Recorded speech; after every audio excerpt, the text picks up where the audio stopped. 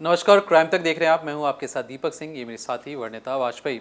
आज कहानी हम शुरू करें उससे पहले कहानी का अंत जान लीजिए, क्योंकि जहां से कहानी अंत होगी वहीं से कहानी की शुरुआत होनी है।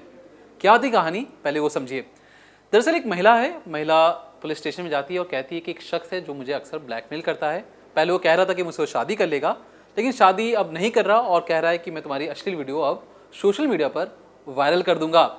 अब शादी तो हो नहीं रही थी, अब जो वीडियो था वो भी अश्लील था, जिसके बाद उस लड़की ने रेप का मामला उस लड़के के खिलाफ दर्ज करवाया। पुलिस मामला सुनती है, समझती है और उस शख्स की धरपकड़ के लिए पूरे शहर में छानबीन करती है। लड़का मिलता है। लड़का बाकायदा एक मॉल में घूम रहा था। मॉल से ही लड़के को जयपुर पुलिस पकड़ के लेके आती है। अब जैसी पुलिस पकड़ के लेके आती है, उसकी कुंडली खंगाली जाती है। पता लगता है उसके कई काले कारनामे हैं। एक दो नहीं बल्कि 10-10 लड़कियों से उसने ठगी और कुछ इसी तरीके से ब्लैकमेलिंग की थी। तो क्या था पूरा मामला, चलिए समझते हैं। सबसे पहले आप ये तस्वीर देखिए। ये वही शख्स है जिसने एक साथ 10 लड़कियों को अपना शिकार बनाया और इसका दावा उस लड़की ने भी किया जिसने इसके खिलाफ कंप्लेन करवाई। इसका नाम संदीप है। ये सबसे पहले लड़कियों के बारे में रेकी करता। ये फेसबुक पर इसने अपनी सबसे पहले प्रोफाइल बनाई संदीप के नाम से। फिर इसने लड़कियों के बारे में पता लगाने की कोशिश की कि कौन सी लड़की या कौन सी महिला अकेली है जिसके पास पैसे हों। इसके टारगेट पर रहती थी जो तलाकशुदा औरतें हो गई, यानी कि अपने हस्बैंड से जो डिवोर्स हो चुका है जिनका, या वो किसी वजह से अपनी फैमिली से दूर रह रही हैं, अपने हस्बैंड से दूर रह रही हैं, या फिर वो लड़की या जो भी महिला है वो किसी परेशानी में है, कोई दिक्कत में है। ये हर एक चीज़ उनके बारे में पता लगा लेता था और साथ ही ये भी पता लगा कर रखता था कि वो मालदार हैं या नहीं, क्योंकि ये सबसे इम्पॉर्टेंट था। अगर वो पैसे वाली होंगी तभी ये उनसे ठगी कर पाएगा। तो ये इन सारी चीज़ों की डिटेल निकालता, उसके बाद लड़की को फ्रेंड रिक्वेस्ट भेजता। अगर लड़की एक्सेप्ट कर लेती फिर इन दोनों के बीच बातचीत बढ़ती। किसी तरीके से ये उस महिला से या उस लड़की से बातचीत करता। पहले फेसबुक पर चैटिंग होती, फिर ये नंबर ट्रांसफ़र करता और उसके बाद ये लोग व्हाट्सएप पर आ जाते। वहाँ पर ये लड़की या कहे महिला से व्हाट्सएप पर चैटिंग करता और फिर धीरे धीरे उस महिला को अपने झांसे में ले लेता। इसके लिए इसने एक प्लान ये भी बना रखा था कि ये उनको बिल्कुल कंफर्ट जोन में रखता, एक तरीके से उन्हें फैमिली जैसा माहौल देता। इस तरीके से करता कि अपनी फैमिली की भी इनसे बात कराता और खुद भी इनकी फैमिली से मिल लेता। अब वो कैसे, ये भी आप समझ लीजिए। संदीप क्या करता कि अपने जो छोटा भाई था वो कहता कि तुम जो मैं जिस लड़की को ठगी कर रहा हूँ उससे तुम बात करो। तो उसका छोटा भाई था, वो छोटा भाई भाभी भाभी कहकर उस लड़की से बात करता।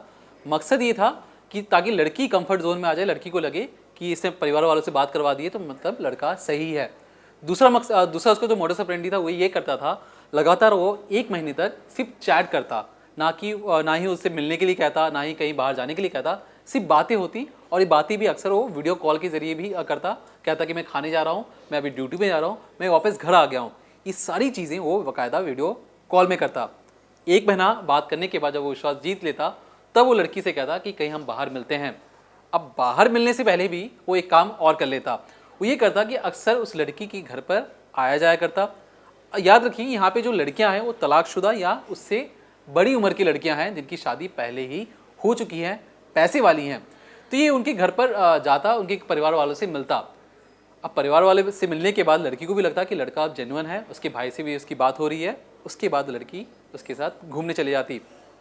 यहाँ पर वो ये काम करता कि अक्सर जो उसका छोटा भाई था, जो लड़की को भाभी भाभी कहकर बताता, उसका छोटा भाई भी अक्सर छोटी मोटी प्रॉब्लम जिस लड़की से वो बात कर रहा था भाभी भाभी कह के उसे बताता था कि भाभी देखिए मैं इस मुसीबत में हूँ, मुझे 1000 रुपये 2000 रुपये दे दीजिए, बहुत मुसीबत है। लड़की फ़ौरन ट्रांसफ़र भी कर देती। अब संदीप भी अक्सर ऐसे 10-15 हज़ार रुपये ट्रांसफ़र करवा लेता था लड़की से, लेकिन टाइम टू टाइम उसे वो वापस भी कर देता। मकसद ये कि पहले छोटी रकम से उसका विश्वास जीता जाए, बाद में वो बड़ी रकम पर अपना हाथ साफ कर सके। अब इस पूरे प्रकरण में गौर करने वाली बात ये कि जब भी वो लड़की से वीडियो कॉल पर बात करता तो हमेशा जो फ्रेम है वो ऐसा सेट करता कि जो सामने वाला है वो देखे तो उसे लगे कि लड़का बहुत अमीर है। इसने लड़कियों को बता रखा था कि इसके पास स्कॉर्पियो है, साथ ही आईफोन भी है। इसके अलावा इसने बताया कि ये क्या करता था, जब भी वीडियो कॉल पे बात करता तो सामने नोटों की गड्डी या बेड पे इधर रख लेता था। जो इसका फ्रेम था, यानी कि जो इसकी वॉल थी वो बहुत डेकोरेटेड थी। इसके अलावा लैपटॉप वगैरह सब पड़े रहते थे। साथ ही इसने लड़कियों को बता रखा था, या जो महिलाएं थी उनको ये बताता था कि मैं एक बिजनेसमैन हूँ। साथ ही इसके अलावा ये भी कहता था कि ह्यूमैनिटी हैंड्स नाम से मैं एक NGO चलाता हूँ। इसके ऐसे करने से जो लड़कियां हैं वो इम्प्रेस हो जाती थी। उन्हें लगता था कि लड़का ये बहुत भोला है, बहुत समझदार है, इसे लोगों की हेल्प करना अच्छा लगता है, इसलिए और लड़कियां इसकी तरफ अट्रैक्ट हो जाती थी।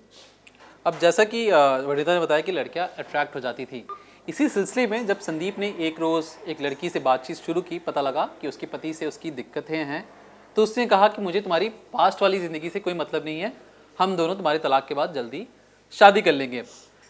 अब शादी कर लेंगे, लड़की का भरोसा उसने जीत लिया अपनी ये सब लाइफस्टाइल दिखाकर, भोलापन दिखाकर। अब जैसी जैसी लड़की से उसकी नज़दीकियाँ बढ़ती गई, उसने पैसे की डिमांड रखना शुरू कर दिया। शुरुआत में कुछ पैसे लिए, कुछ पैसे वापस कर भी दिया उसने। बाद में उसने कहा कि मुझे एक फाइनेंसर से कुछ पैसे वापस करने, कम से कम 10 से 15 लाख रुपए मुझे उसे देना है, वो भी जल्दी। अब लड़की इतनी बड़ी रकम सुनकर अक्सर घबरा जाती, तो वो उसका कहती कि मैं इतनी बड़ी रकम दे नहीं सकती। तो संदीप क्या करता, बाकायदा वीडियो कॉल में ही दिखाता कि वो फांसी लगाने जा रहा है, जहर खाने वाला है अगर वो टाइम से पैसे नहीं देगी। जो ज़्यादा लड़कियाँ थी वो पैसे दे देती थी, लेकिन जिस लड़की से इसने आखिरी बार जब इसकी बात हुई, उस लड़की ने कहा कि मेरे पास इतने पैसे नहीं हैं। खैर कुछ दिनों बाद, जैसा कि उसने अपने परिवार वाले से, लड़की के परिवार वाले से मिलने के बाद उस लड़की ने उससे दोस्ती बढ़ाई और लड़की ने अपने पति को फ़ौरन ही तलाक दे दिया। अब संदीप को लगा नहीं था कि इतनी जल्दी तलाक हो जाएगा। तलाक के बाद उसने कहा, लड़की ने कहा कि तुम मुझसे शादी कर लो। संदीप यहाँ पे डरने लगा, लेकिन संदीप ने एक चालाकी चली। संदीप ने क्या किया कि जो उसके आधार कार्ड में उसके पति की जो नंबर था, जहाँ पे नाम था, उस जगह पर उसने अपना नाम डलवा दिया आधार कार्ड सेंटर पर जाकर। अब इसी आधार कार्ड को एज एन आईडी प्रूफ वो इस्तेमाल कर रहा था। जहाँ कहीं भी वो किसी भी होटल में जाता, वहाँ पे वो आधार कार्ड रख देता। ये एक ही लड़की नहीं थी, इसके पहले कई लड़कियाँ ऐसी थी, कम से कम 5 से 6 लड़कियाँ और ऐसी थी जिनके आधार कार्ड पर पति का नाम एक ही था। ये कोई प्रिंटिंग मिस्टेक नहीं थी, ये संदीप ने जानबूझकर अपना नाम डलवाया था ताकि वो इसे अलग अलग जगहों पर इस्तेमाल कर सके। इसके बाद ये होटल में ले जाकर इसके बाद ये क्या करता था, पहले यहाँ तक की चीज़ें तो पूरी क्लियर थी कि पहले लड़कियों को अपने झांसे में लेता, उन्हें फंसाता, फिर उनसे पैसे भी लेता एक जेन्युइन हेल्प के तौर पर। लेकिन इसका असली खेल कुछ और ही था। लड़कियों से दोस्ती हो जाती, उनके साथ अच्छी सेटिंग हो जाती, फिर ये उन्हें कहता कि चलो ठीक है। जब उनका भरोसा जीत लेता एक तरीके से, जब लड़कियों का ट्रस्ट बिल्ड हो जाता, तब उनसे कहता कि चलो ठीक है, अब कहीं घूमने चलते हैं। किसी को कभी बाहर घुमाने ले जाता, किसी के घर ही पहुंच जाता जब वो अकेली हो। वहाँ पर पहुँचने के बाद ये लड़कियों के साथ फिजिकल रिलेशन बनाता और साथ ही उसको रिकॉर्ड भी करता। जब कोई लड़की मना करती तो उससे कहता है कि हम कुछ दिनों में हस्बैंड वाइफ होने वाले हैं, इसमें कुछ गलत नहीं है और बाद में मैं डिलीट कर दूंगा।